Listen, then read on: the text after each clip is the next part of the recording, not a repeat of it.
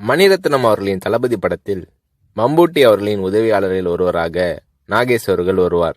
நாகேஷ் அவர்களிடம் 10 நாள் கால்ஷீட் வாங்கி இருந்த போதிலும் படத்தில் நாகேஷ் அவர்கள் நடித்த 3 காட்சிகள் மட்டுமே இடம்பெற்றிருந்தன.